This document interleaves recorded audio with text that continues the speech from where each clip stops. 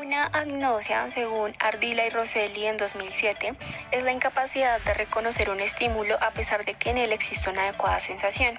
En la bibliografía médica hemos encontrado varios términos para referirnos a esta identidad. Entre ellos podemos encontrar amnesia topográfica, agnosia topográfica, desorientación visual y desorientación espacial.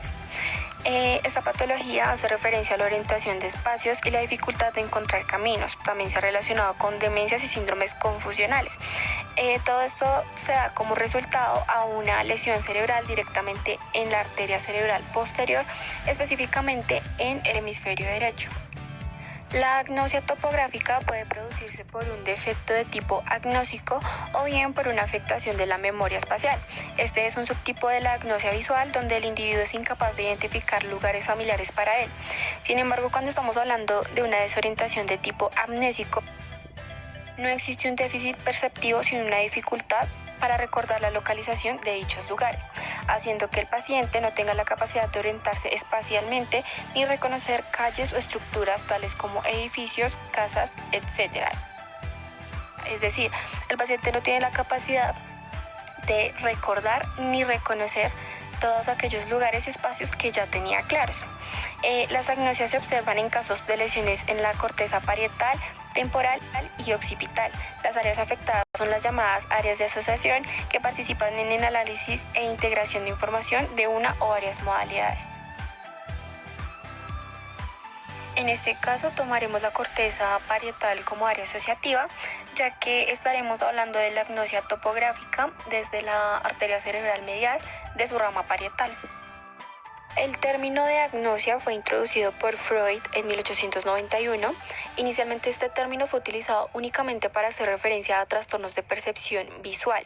Actualmente podemos reconocer agnosias visuales, espaciales, auditivas, táctiles, somáticas y otras posibles formas de agnosia, tales como el tema que estamos abarcando, que son las agnosias topográficas. En este caso son derivadas de las agnosias visuales. Lissauer estableció en 1892 la distinción entre agnosia aperceptiva y agnosia asociativa. Esta distinción reaparece hacia finales del siglo pasado y la podemos considerar como una de las distinciones más básicas en el área de las agnosias. Recientemente y mediante estudios podemos diagnosticar otras formas de agnosias como lo son fonoagnosias, agnosias gustativas y agnosias olfativas. La arteria cerebral media irriga la parte medial de las estructuras subcorticales, es decir, que irriga los ganglios basales, el tálamo y la cápsula interna, mediante ramas perforantes, y también suministra sangre a los lóbulos frontales, las circunvoluciones superior y media del lóbulo temporal y zonas laterales de los lóbulos. Como sabemos, la arteria cerebral medial es la continuación de la arteria carótida interna, lo que hace que ella irrigue la fosa lateral del cerebro entre el lóbulo temporal y la ínsula. A su vez, sus ramificaciones penetran el surco lateral, dividiéndose en surco angular y supramarginal. También penetra la parte de giros orbitales y atraviesa la sustancia perforada anterior y tienen un territorio de distribución central que incluye el putamen y la parte externa del pálido, lo que hace que la mayor parte de la cápsula interna también sea irrigada, a excepción de una pequeña parte del brazo anterior, de la parte cerebral anterior, la parte basal del brazo posterior y una cápsula interna. Estas ramas suelen extenderse caudalmente para suministrar las porciones laterales del lóbulo occipital. Estructuras las podemos apreciar en la imagen, en la zona resaltada, toda la parte parietal, que es la zona donde está atravesada la arteria. Esta arteria se distribuye hacia la corteza orbitaria, la corteza frontal, parietal y temporal, así como también se distribuye hacia el cuerpo estriado y la cápsula interna. A menudo suele obstruirse, causando hemiparesia, que es lo que conocemos como la paralización de un lado del cuerpo. Esto puede afectar ya sea la cara, un brazo, una pierna, y a su vez puede tener alteraciones sensitivas y visuales. Esta arteria se profundiza en la cisura de Silvio para dirigirse hacia la ínsula de Rayleigh. Es la encargada de la irrigación de casi la totalidad de la cara externa del hemisferio cerebral. Sus ramas perforantes son muy importantes. Estas ramas son llamadas arterias talamoestriadas y se dividen en un grupo interno y otro externo. Una de las arterias del grupo externo, generalmente la más larga y la más externa, experimenta una rotura con tanta frecuencia que se ha llamado la arteria de la hemorragia cerebral o la arteria de Charcot. La arteria cerebral media se denomina como arteria silviana, ya que tan pronto esta se desprende de la arteria carótida interna, de inmediato se introduce en la cisura de Silvio.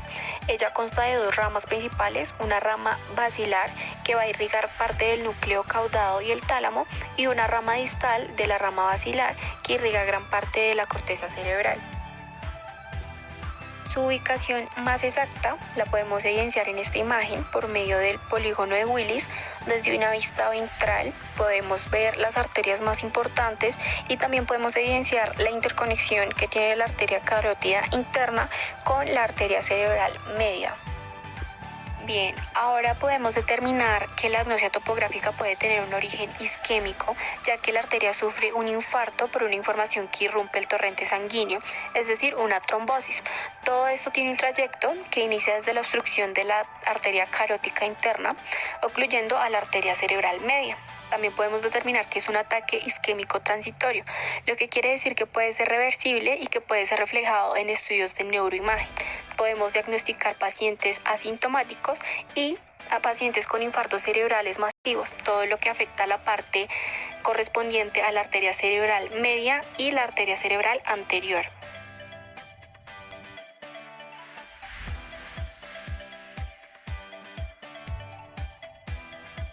Esto lo podemos evidenciar en el TAC que refleja el infarto de la arteria cerebral media y en la imagen con la información que obstruye el torrente desde la arteria carótida. Las causas de las agnosias tipográficas son las siguientes: lesiones cerebrales hereditarias, accidente cerebrovascular, tumores cerebrales y trastornos que causan la degeneración progresiva de ciertas zonas del cerebro, como es la enfermedad del Alzheimer.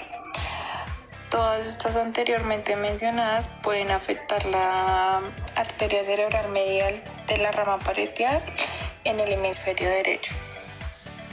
Las causas que anteriormente dijimos pueden llevar a unas consecuencias tales como el mal reconocimiento de lugares, objetos, figuras, colores. Cuando la enfermedad ya es avanzada, se puede decir que la persona no puede reconocer los rostros de las personas que viven con ella a diario.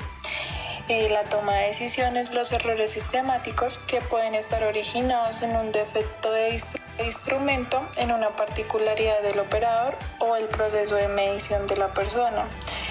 Se contrapone al concepto de error aleatorio. Defectos bioespaciales, la persona no se puede ubicar por sí misma en el lugar donde se encuentra. La sintomatología de la agnosia tipográfica es la obstrucción de la arteria carótida que se ve afectada por un infarto cerebral masivo que afecta el territorio correspondiente a la arteria cerebral y media anterior. Los síntomas más habituales en esta de la arteria carótida son hemiplegia con hemipuestesia y una afasia si se llega a afectar el hemisferio dominante. La hemipuestesia es un trastorno de la percepción sensorial. A esta es una disminución de la intensidad de las sensaciones, por tal manera la persona no puede percibir los estímulos de manera normal. Otro síntoma característico es la ceguera monocular, ya que en el 25% de los casos precede a la lesión neurológica. Otros síntomas son los síncopes al levantarse bruscamente, las cataratas prematuras, la atrofia del neurona óptico y de la retina, claudicación mandibular y la pérdida del cabello. Alteraciones y afecciones de la agnosia tipográfica, podemos ver la pérdida de la percepción, que como lo dijimos anteriormente, la persona pierde gran parte sensorial de su cuerpo y esto le conlleva la disminución de las sensaciones. Por tal forma la persona no puede recibir los estímulos de igual manera como lo hacía anteriormente. La otra podía ser la perturbación en la orientación y la memoria. La persona no logra orientarse, valga la redundancia, y de la memoria pierde cierta parte de la memoria a largo plazo, que no logra identificar lugares, rostros, figuras, entre otras. Las alteraciones psicológicas y las más importantes de la agnosia tipográfica son la memoria, como lo dijimos anteriormente. La persona logra perder gran parte de su memoria a largo plazo. La confusión con el entorno, la socialización con el entorno. La persona se le dificulta en su mayoría socializarse como lo hacía anteriormente. La ansiedad, la persona mantiene con una preocupación excesiva, pensamientos intrusivos y fatigas. El estrés es un estrés emocional gracias a la presión de la enfermedad, la falta de control a sí mismo, la identificación errónea, falsas identificaciones, que es decir, la persona no logra identificarse a sí misma y no logra identificar a las personas o las identifica erróneamente. Las características más importantes de la agnosia tipográfica pueden ser la edad en la que se encuentra el paciente, los trastornos neuropsicológicos tales como enfermedades del sistema nervioso central y periférico, es decir, del cerebro, la médula espinal, los nervios craneales y periféricos, las raíces nerviosas, el sistema nervioso autónomo, la placa neuromuscular y los músculos. Lesiones cerebrales o accidentes cerebrovasculares, el tipo, el tamaño y ubicación del daño de la arteria cerebral medial, la rama parietal del hemisferio derecho, infartos en este territorio.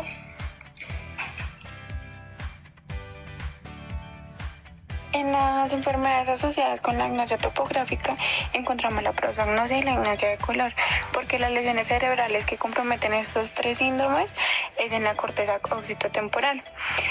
Esas lesiones pueden causar incapacidad para reconocer lugares conocidos, alteraciones visuales y daltonismo, que es el que distingue colores blancos, negro y gris.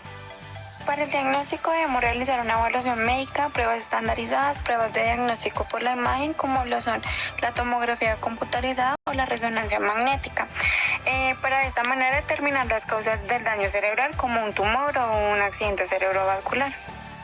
Teniendo en cuenta que en una resonancia magnética nuclear se ven imágenes más claras, más detalladas, que pueden identificar y caracterizar enfermedades con mayor probabilidad que otros métodos de diagnóstico por imágenes.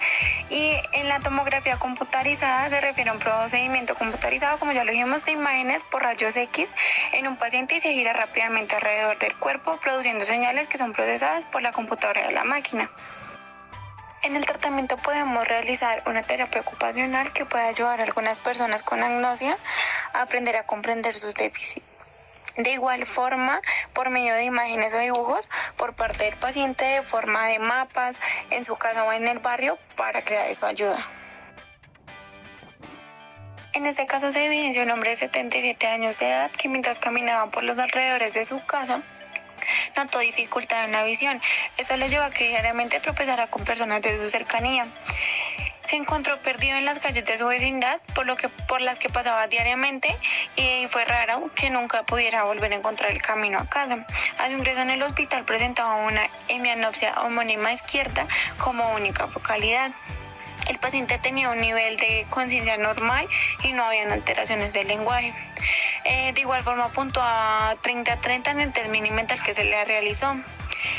La orientación personal y temporal eran normales también. Se encontraron alteraciones conceptuales inferiores al 10% en la imitación de posturas bilaterales. En la praxis constructiva que se realizó, sobre todo se hizo con figuras tridimensionales, orientación espacial y orientación topográfica, que era como en la ubicación de países utilizando un mapa mundo de Europa.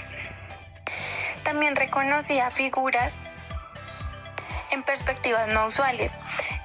Reconocía 20 de 25 caras famosas, y de esos exámenes puede decirse que la percepción de objetos estaba aceptablemente conservada y que el paciente no presentaba agnosia visual para los objetos y o colores, ni tampoco prosagnosia por lo de las caras que se le realizó. Existe una manifestación de alteración en la percepción del espacio y las alteraciones espaciales complejas, de igual forma que en la desorientación topográfica. Durante 2 semanas que duró el ingreso, no consiguió aprender el camino a su habitación y necesitó ayuda para volver en todas las ocasiones que salía de ella. Aunque el desplazamiento fuera de escasos metros de distancia, él reconocía pues perfectamente cuál era la entrada. Ya en su casa, la familia explicó que era incapaz de encontrar las habitaciones sin cometer errores y no podía salir solo a la calle porque se perdía. En la tomografía computarizada, que era el TAC craneal, puso de manifiesto la presencia de una lesión isquémica occipital derecha, como lo mostramos en la imagen.